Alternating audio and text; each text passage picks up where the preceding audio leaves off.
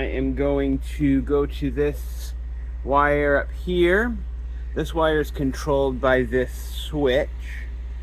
So I'll test it to make sure with my electrical tester, but I'm going to turn it off.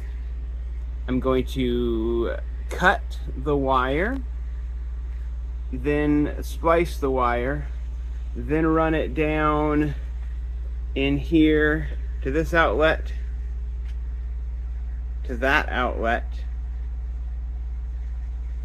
I might actually, to make it simpler, I think what I'm going to do, now that I think about it, I'm not going to splice it out of a junction box. I'm going to put another receptacle up there. Then the lights can plug in up there, the cord's out of the way from down here. Then I can run a wire, that same wire to here, and then I got to figure out what to do. So then I'll probably cut it up here and splice it there. If you've never installed one of these before, it's really simple. See these little knobs on the sides? It's just going to be on one side. That is about a 1/2 inch. So when you put it onto the 2x4, you just slide it right up to those little bumps in the plastic, and then you're set so that it's offset from the 2x4. And then when you put on your sheetrock, or in my case the plywood, this will be flush with the front of the board. And these ones have nails.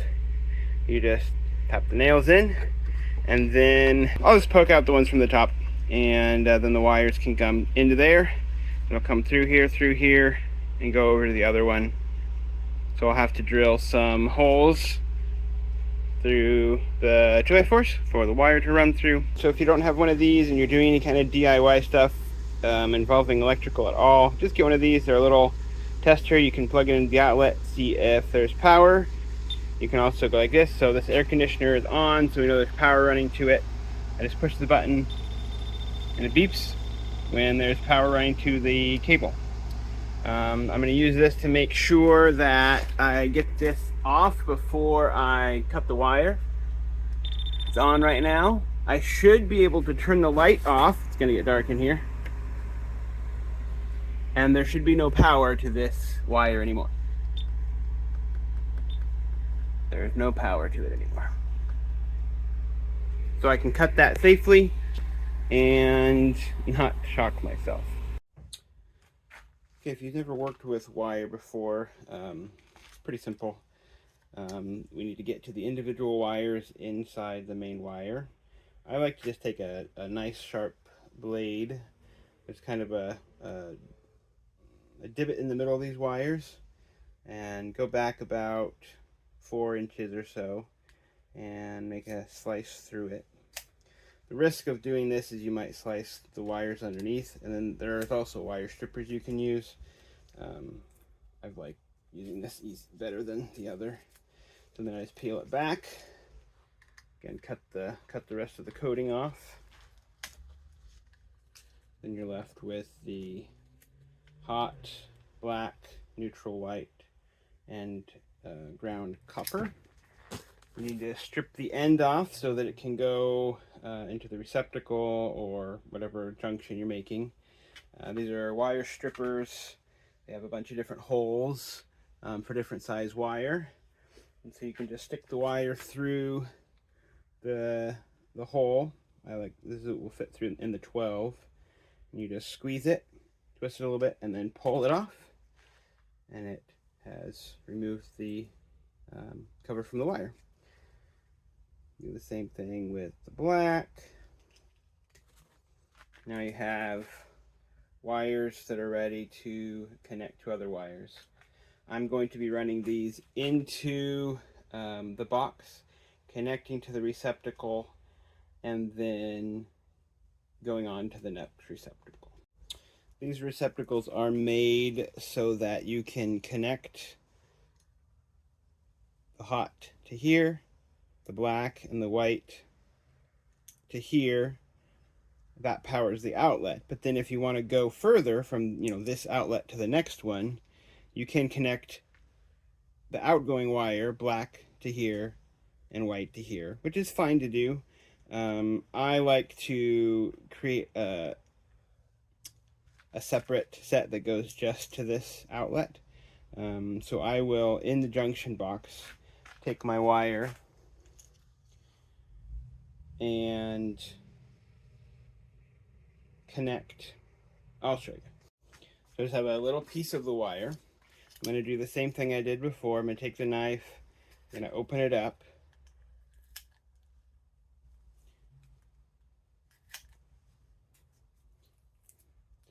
And then what I'm going to do is I'm going to pull the black and the ground and the, if I can, I have to cut it some more. I'm going to pull the individual pieces out so they're not part of this main segment. So I got my black, got my ground, I got my white neutral. And then I'm going to do the same thing I did before with the wire stripper, and I'm going to strip the ends off. Okay, strip the ends off of each end of these. See how it's stripped off on both sides.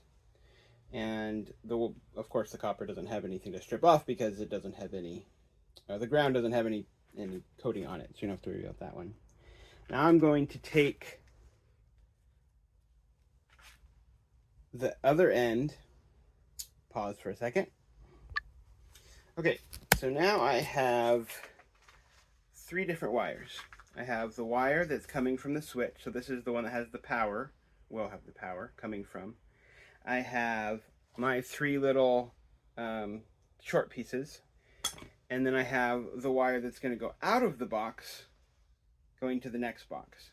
I'm going to wire all 3 blacks together, all 3 whites together, and all 3 grounds together. That's as simple as taking holding the grounds together, holding the blacks together. 1, 2, 3. You can twist them if you want to. That's probably what an electrician would do. And then you take a wire nut and you fit it in there and make sure they're all in, and you twist it together. So now we do that with the other 3. I'm going to pause for here. I got ahead of myself. I'm going to do this, but I need to do this inside the junction box that I'm putting up here. So I'm going to undo this that I just went to get, put the box up there, and then do this inside the box.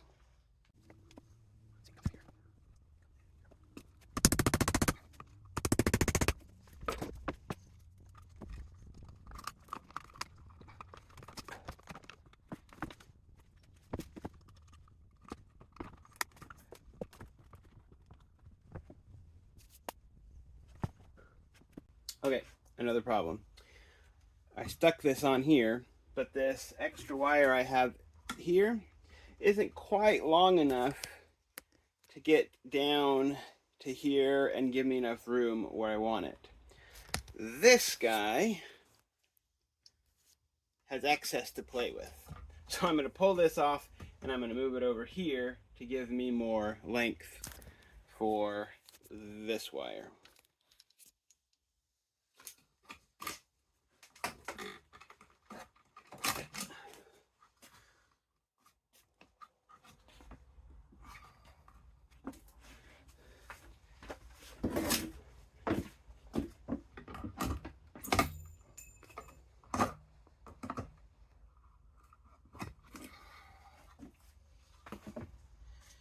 Alright, so I want this wire, you can see here, I want this wire to go down into this box. So I'm going to go ahead and put it into this box.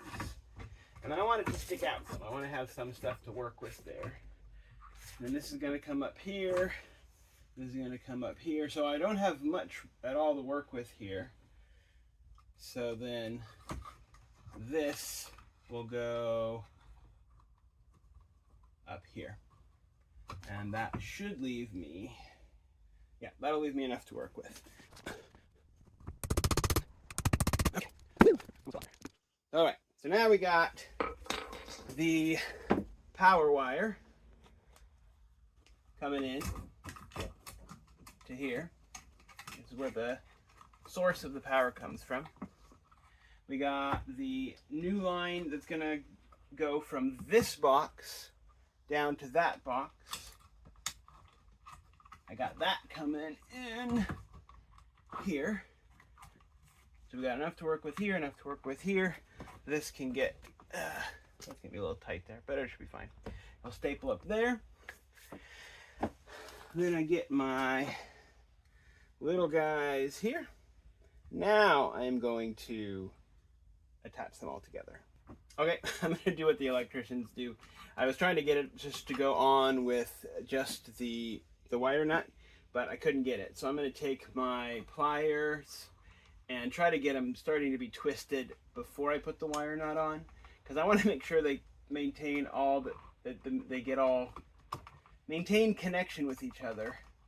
And if they're loose or not set very well, they could easily pull out, and then I have to figure out where it went wrong.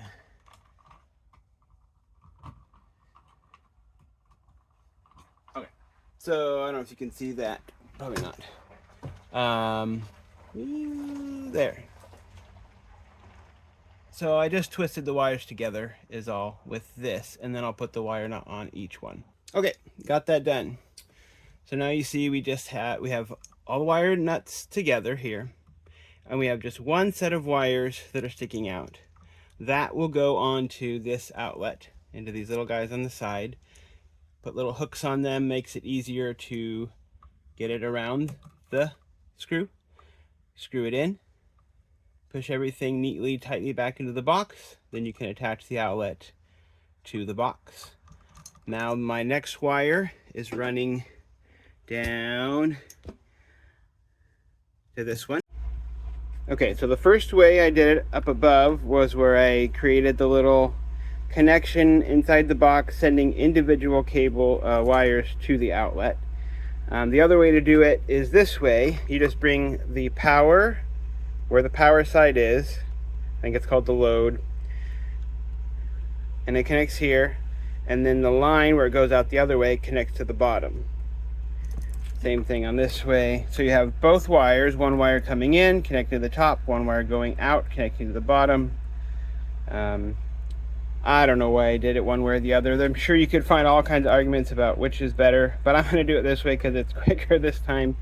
There's also a third option, which you're not going to be able to see it hardly here, but on the back of the box there are some holes, and rather than screwing them in, you can just push them right in. Push to connect, and I think that's the least preferred way of all the recommendations of electricians and everything, but it's there, and it's doable, and it's not difficult.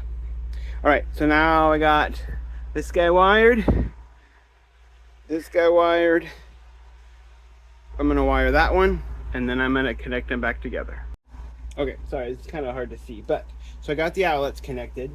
Now I have, this is where the old wire used to run, and this is my new wire coming in. Now there's two ways to do this that I know of. You can create a junction box. You put another outlet box, you wire nut them together inside the box. That's fine. Sometimes though, like here, if you have a cut or a problem with the wire, there's no way you can, but it's very difficult to fit all the wires you need to with all the extra spacing into a junction box. And sometimes you don't want a junction box. So I found these on Amazon.